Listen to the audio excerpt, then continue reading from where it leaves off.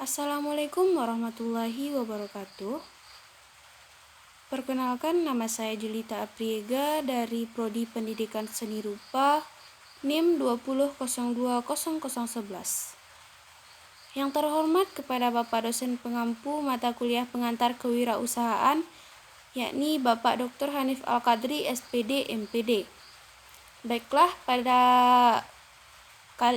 kesempatan kali ini kita akan membahas topik mengenai manajemen pengelolaan wirausaha. Topik demi topik sudah kita bahas setiap minggunya, dan kali ini kita akan membahas tentang satu topik lagi, bagaimana manajemen dari pengelolaan suatu wirausaha yang mungkin salah satu akan kita jalankan nanti sebagai calon wirausaha masa depan. Amin, mudah-mudahan. Tidak ada yang bisa tebak nasib manusia di muka bumi ini, apalagi mereka-mereka yang punya takdir, punya keinginan, punya usaha, punya kerja keras, punya doa, punya cita-cita, punya perjuangan yang tidak sedikit. Mudah-mudahan semuanya begitu. Kalau bicara soal manajemen, berarti kita akan berbicara soal fungsi minimal 4, yakni planning, organizing, executing, dan controlling. Bagaimana planningnya, bagaimana organisasinya, bagaimana konteks executingnya, bagaimana kontrolnya, dan sebagainya. Nah, untuk kali ini itu dikembangkan menjadi beberapa bagian. Kita akan melihatnya satu persatu. Yang pertama adalah planning. Seperti yang kita ketahui, planning artinya rencana. Berarti planning berarti berkaitan dengan rencana. Rencana itu adalah desain. Ketika saya analogikan, Anda menyelesaikan kuliah dalam 3,5 tahun, Anda kepengen punya keinginan 3,5 tahun. Keinginan bukan rencana, melainkan keinginan baru satu bagian dari keseluruhan rencana yang sudah tertuang, dan kita sudah mulai melakukan bagian tertuang secara tertulis. Itulah planning, mulai dari memikirkan, menimbang, memutuskan, dan menentukan apa dan bagaimana, seperti apa, dengan siapa, dan untuk apa mencapai tujuan tersebut. Jadi kalau 3,5 tahun, terus apa yang akan Anda ataupun kita lakukan supaya 3,5 tahun selesai? Berarti setiap mata kuliah harus lulus semua mata kuliah yang kita ambil, harus dengan nilai yang maksimal. Cara bekerja orang yang lulus dengan nilai maksimal bagaimana? Yakni yang biasa bermain penuh seharian, ya sekarang dikurangi. Yang biasa tidak belajar, kemudian belajar. Yang biasa nggak pernah membaca, sekarang minimal membaca. Ada paradigma ataupun ada kebiasaan dan ada kebutuhan yang berubah. Nah, itu yang desain. Kata desain sedemikian rupa kita tuangkan, mulai berpikir, mulai menimbang, mulai memutuskan dan menentukan apa, seperti apa, bagaimana, dan dengan siapa. Dan tujuannya apa? Jadi kalau ingin membangun suatu bidang wirausaha, ingin membangun suatu bisnis, Anda ataupun kita perlu menetapkan tujuan, perlu mencari alternatif 1, alternatif 2, alternatif ketiga, kemudian mencari alternatif tersebut, menilainya, lalu memilih alternatif terbaik dengan segala riset dan persoalan,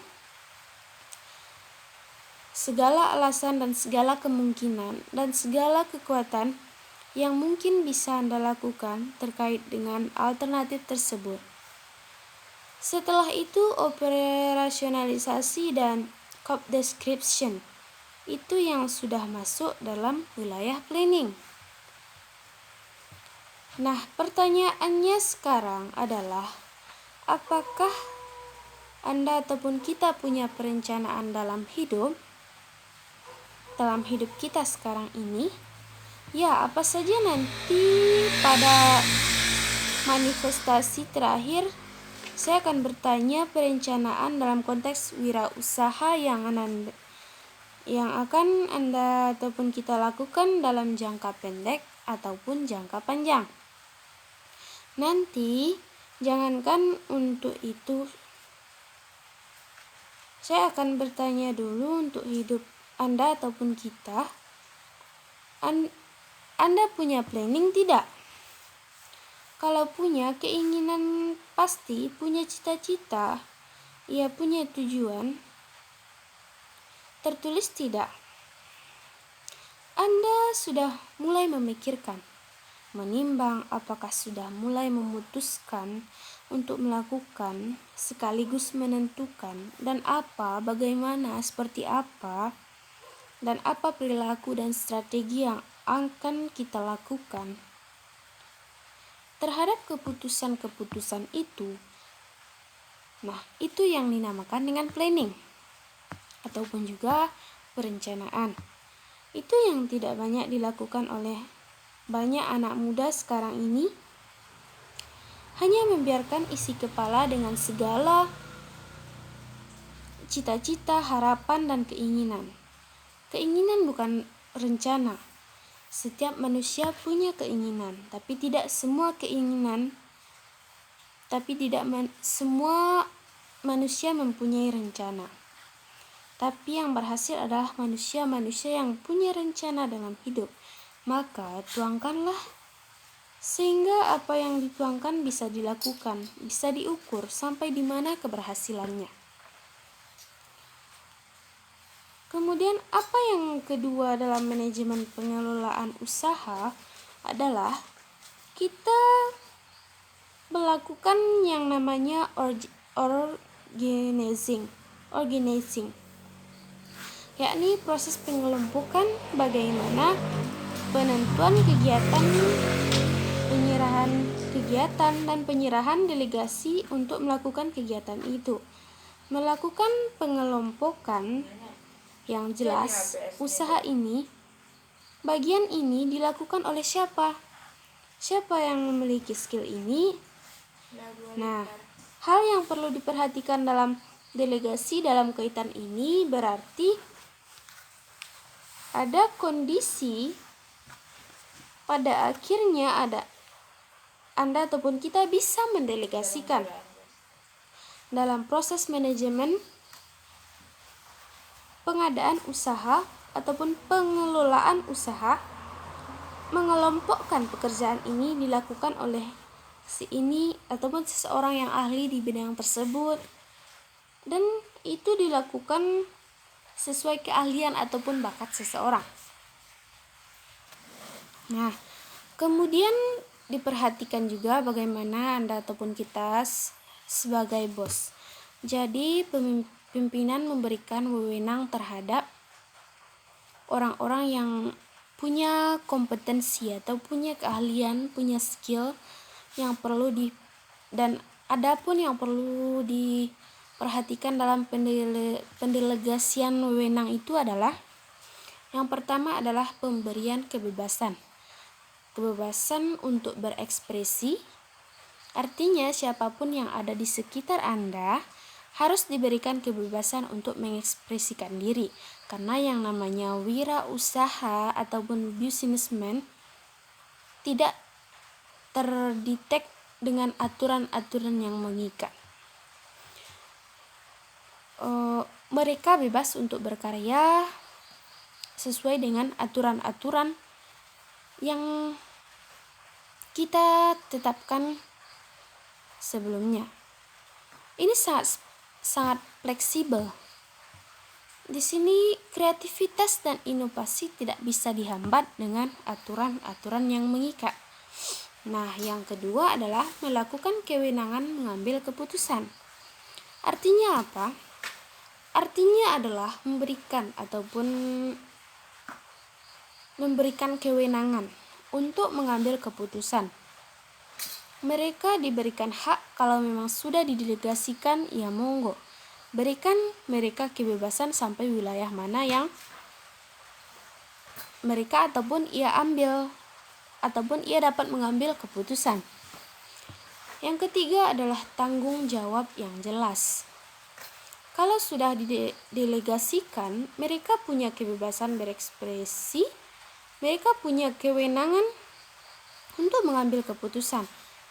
Sudah kasih dia tanggung jawab, karena itu keputusan saudara, maka saudara yang mempertanggungjawabkan itu.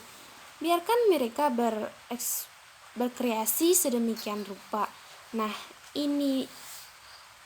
inilah yang termasuk dalam proses organizing tuang kegiatan ataupun pengarahan kegiatan dan delegasi. Yang ketiga adalah directing, menggerakkan orang-orang agar sesuai dengan ketentuan yang ditetapkan oleh organisasi atau lembaga yang Anda sebagai bosnya. Wirausahaan adalah orang yang mampu melawan tingkat kemalasan tinggi dalam dirinya. Lalu bagaimana dengan Anda? Nah, untuk itu perlu diperhatikan dalam konteks directing ini dalam menggerakkan orang-orang, karena dasarnya manusia itu pemalas, memang perlu digerakkan. Kalau kita pemilik organisasi, kita punya kewajiban menggerakkan yang malas tadi supaya mau bekerja. Ada standar, ada kondisi tertentu yang secara situasional kita bangun agar mereka mau bergerak dan mau berkarya. Maka dalam proses memilih ataupun memilah orang-orang yang akan terlibat dalam usaha Anda, haruslah orang-orang yang memiliki motivasi yang tinggi, skill ataupun kemampuan. Kalau tidak, itu ada di tangan Anda. Potensi itu ada di tangan Anda. Bagaimana menggerakkan manusia dengan sifat dasar malas-malasnya tadi agar mau bekerja. Seperti apa strategi yang bisa dilakukan? Nah, akan dibahas pada episode ataupun lanjutan yang kedua. Sekian untuk episode pertama. Terima kasih.